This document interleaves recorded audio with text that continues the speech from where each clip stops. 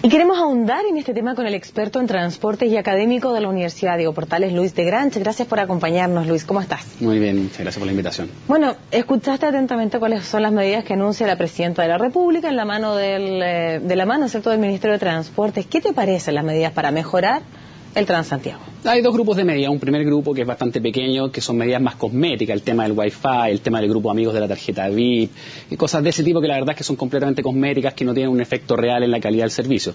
Y hay otro grupo de medidas que representan el 90% de la inversión, que está relacionada con la infraestructura de buses.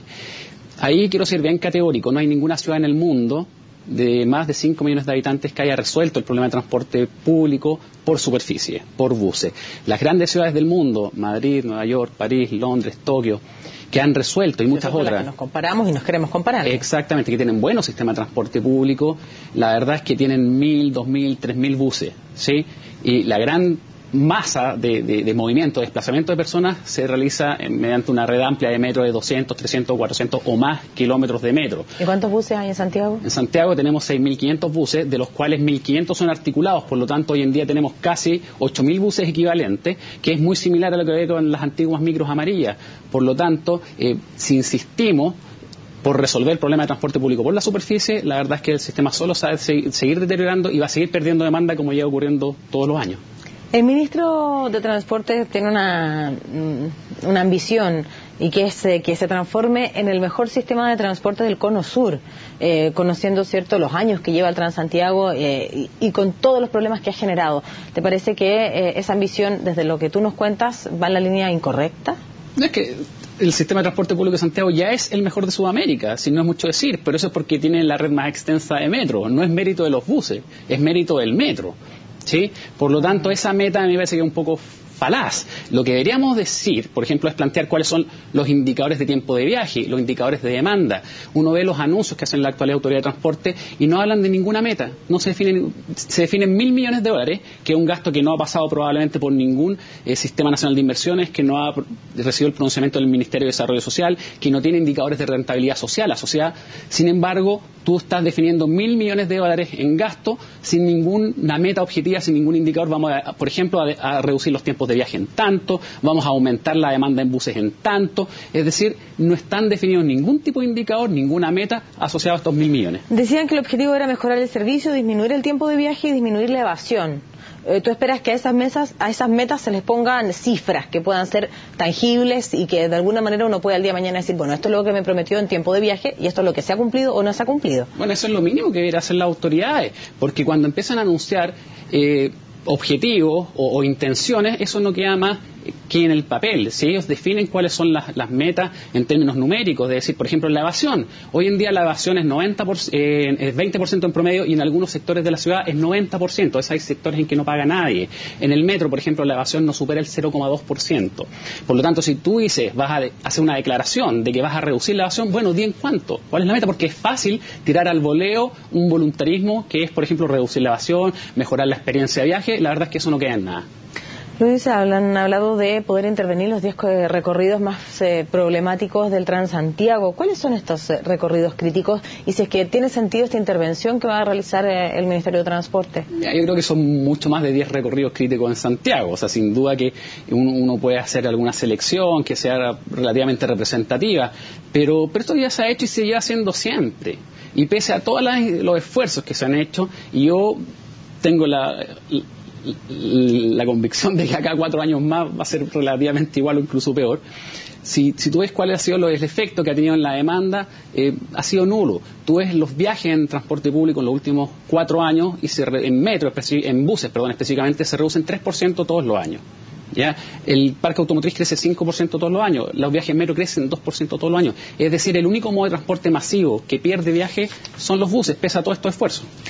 Bueno, está claro que lo que has dicho es que el problema del transporte público en una ciudad, ¿cierto?, de la cantidad de habitantes que tiene Santiago, no se soluciona en la superficie, sino que en las líneas de metro. La pregunta es la siguiente: ¿tú crees que invirtiendo en líneas de metro, con el tiempo que tarda precisamente la construcción de las líneas y la coordinación y la inversión en gasto que significa eso, es rentable en todo el sentido? Y te lo pregunto porque a mayor línea de metro, menos autos también van a haber en Santiago.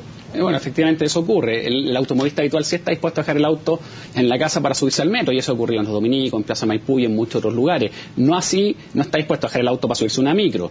Sin embargo, acá lo que está ocurriendo es que está asignando $1.000 millones, ¿sí?, sin definir ninguna meta, sin definir ningún indicador, sin haber aprobado ningún sistema nacional de inversiones en términos de rentabilidad social de estos $1.000 millones, es decir, cuál es el beneficio. No está definido en ningún caso el beneficio más allá de buenas intenciones, ¿sí? Esos $1.000 millones tú los podrías hoy invertir en otro proyecto, como por ejemplo expandir la red de metro. El problema es que como el presupuesto es limitado, lo que tú usas ahora en estos $1.000 millones se lo estás quitando a otras alternativas, y eso es lo que es preocupante, porque finalmente lo que se logra con esto es seguir aumentando el nivel de gasto en Transantiago sin generar un efecto, al menos en las metas, sin generar un efecto objetivo en la calidad de servicio o en la demanda, y posterga proyectos que son tremendamente exitosos, como las líneas de metro en Santiago y también en regiones. Hay proyectos de tranvía en regiones que también podrían ser financiados con esta cantidad de plata. Hablemos directamente del usuario, porque finalmente es el usuario el que sufre y el que vive los defectos y los errores del Transantiago, y aquellos que también viven los beneficios en los recorridos que sin duda esto puede andar de buena manera.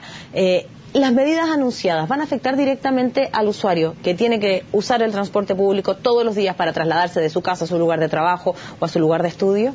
Yo creo que el primer grupo de medidas, que son cosméticas, a lo mejor a algún par de usuarios habituales le puede ser simpático conectarse a la web de un bus o tener una tarjeta que junte puntos, pero puede ser atractivo para un número reducido. Pero para el gran cantidad de viajes que se hacen en transporte público de superficie en buses, la verdad es que va a ser imperceptible, y cuando traten de empezar a construir los corredores segregados de buses se van a topar con un montón de problemas. En primer lugar, no hay espacio en Santiago. Santiago tiene calles muy angostas. Si tú quieres construir corredores segregados de buses, dime a quién le quito. Le quito a los parques, le quito a los hospitales, le quito a las ciclovías, le quito a las veredas. ¿A quién le quito para construir corredores segregados de buses? Hay muy poco espacio.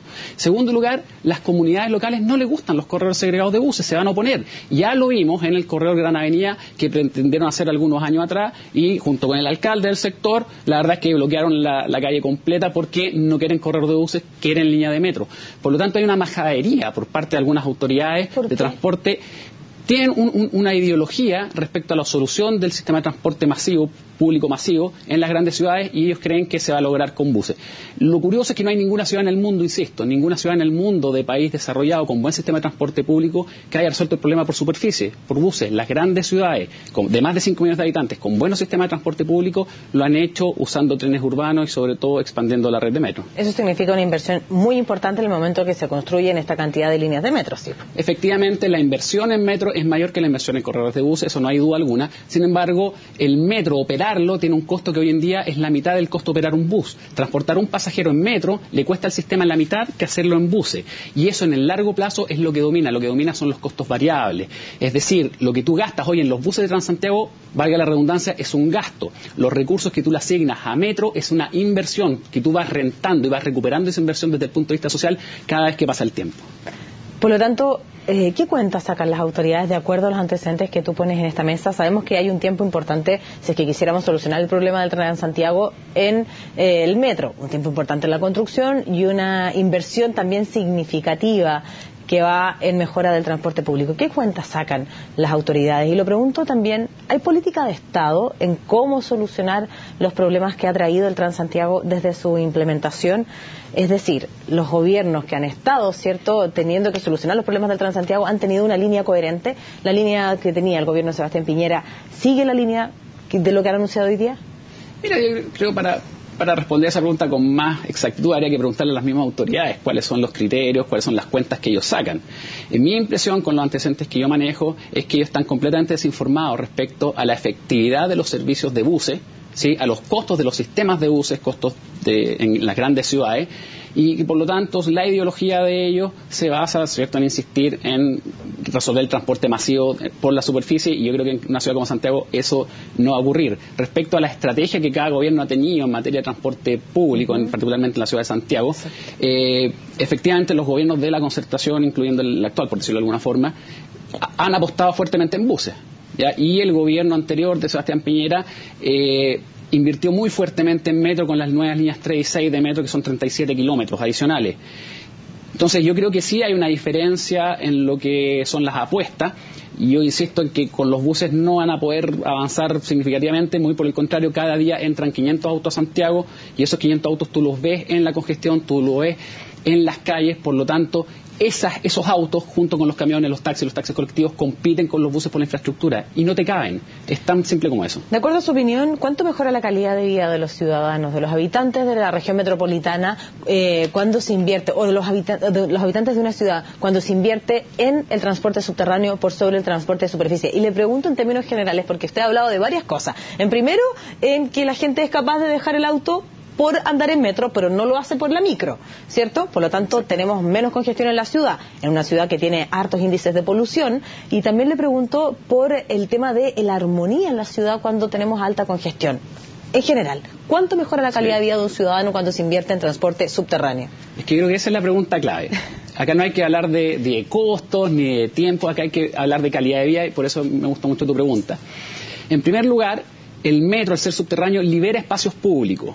Ya un corredor segregado de buses como el de Santa Rosa, que tiene 34 metros de faja, es realmente destructor para el barrio, destructor para la ciudad. Entonces, en primer lugar, el metro sí libera espacios públicos para hacer, por ejemplo, parques, mejores veredas u otros usos alternativos. Otro antecedente que es importante, el metro tiene cero emisión. Es un vehículo 100% eléctrico, tiene cero emisión, y los buses sí contaminan y además congestionan y compiten con otros modos por la superficie. Otro ¿Hay contaminación acústica también? Es un poco más discutible. La contaminación acústica de los buses recae en todos los que están pasando por ahí. La del metro recae, que es importante, recae solo en los usuarios.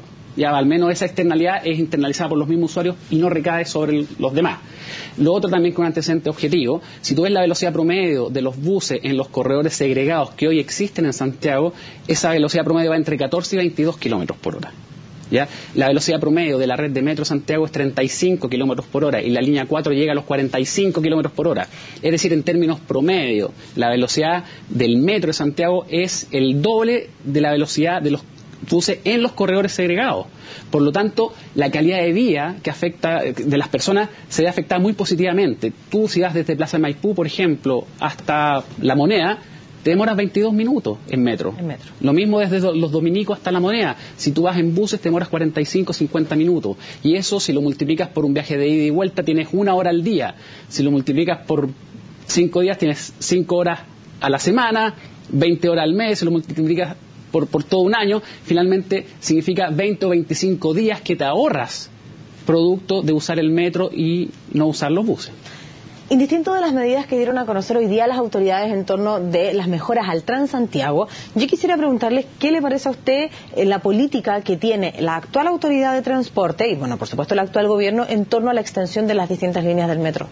Mira, yo creo que la necesidad de Santiago es extender el metro, pero hay que hacerlo en forma inteligente, no hay que hacerlo a la bruta. El problema que tiene hoy en día el metro Santiago, el cuello de botella, es la línea 1. La línea 1 no cabe más gente. En Los Héroes no cabe más gente de la línea 2. En Tobalaba los trenes tienen que estar conteniéndose porque no cabe más gente, hay un tema de diseño ahí. Por lo tanto, si tú pretendes extender la línea 2 al sur, no sacas nada, a San Bernardo, por ejemplo, no sacas nada si es que no baja gente de la línea 1 porque no te va a caber. Y la gente que se suba en San Bernardo, finalmente, como no puedes aumentar la frecuencia de trenes porque no te caben en Los Héroes, la gente que se sube en San Bernardo va a impedir que se suba gente en Lovalle, por ejemplo. Entonces te empatas solo. Y lo mismo si extiendes la línea 4 a Bajos de Mena o la línea 3 al norte a Quilicura. Son proyectos tremendamente necesarios que llegan a lugares tremendamente desprotegidos, muy vulnerables, que han sido postergados históricamente. Bajos de Mena, Quilicura, San Bernardo. Yo creo que son tremendamente necesarios los proyectos de metro ahí. Pero antes de eso, tienes que descargar gente de la línea 1 y para eso es urgente el proyecto de la línea 7 de metro que es paralela a la línea 1. Y con estos 1.000 millones que se anunciaron, la verdad es que podrías construirlo rápidamente. Bien, pues hemos podido conversar de las políticas en torno, ¿cierto?, a las nuevas medidas del Transantiago y también cuál es su postura respecto a las decisiones que están tomando en esta materia y nos quedamos entonces con esas respuestas. Gracias por acompañarnos, Luis, esta tarde. Gracias por la invitación.